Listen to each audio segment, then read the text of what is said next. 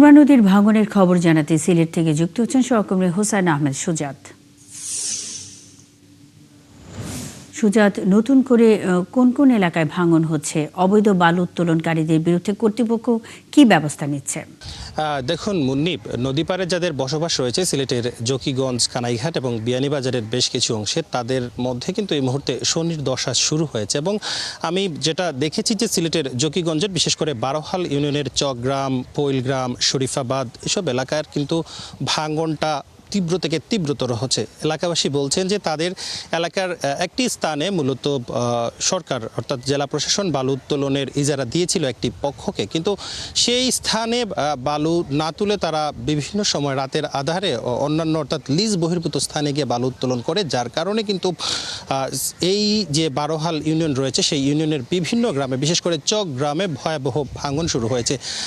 আমাদের যেটা বালুমহাল আইন রয়েছে 2010 সালের, সেখানে স্পষ্ট বলা আছে 4 এবং 9 ধারায় যে যদি আসলে বালু উত্তোলনের কারণে কোনো এলাকায় ভাঙন তীব্র থেকে তীব্রতর হয় অর্থাৎ ভাঙনের দেখা দেয়, তাহলে সেই স্থানে সরকার পদক্ষেপ নিতে পারবে অর্থাৎ বালুমহালটি বন্ধ করে দিতে পারবে। কিন্তু সরকার সেটা করছে না। উল্টো স্থানীয় যারা আছেন তাদের যখন বাড়ি ঘর নদীতে বিলীন হয়ে যাচ্ছে তারা তখন প্রতিবাদ করছে, অর্থাৎ যে শান্তিপূর্ণ যে প্রতিবাদ রয়েছে মানববন্ধন, এবং তারা সেখানে বাধা দিলে উল্টো কিন্তু ভুক্তভোগী যারা রয়েছেন তারা হামলা মামলার মুখে পড়ছেন বলে স্থানীয়রা আমাদেরকে জানিয়েছেন।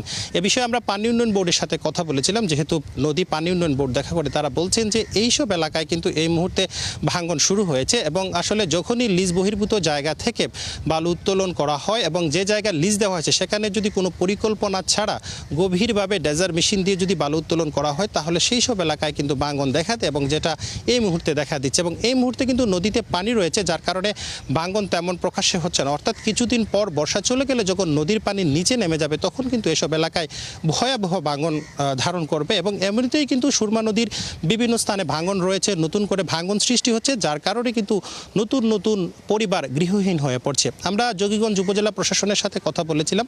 জকিগঞ্জ উপজেলা প্রশাসন আমাদেরকে জানিয়েছেন যে তারা ব্যবস্থা নিচ্ছেন কিন্তু আসলে প্রকাশ্যে কোনো ব্যবস্থা নিচ্ছেন না।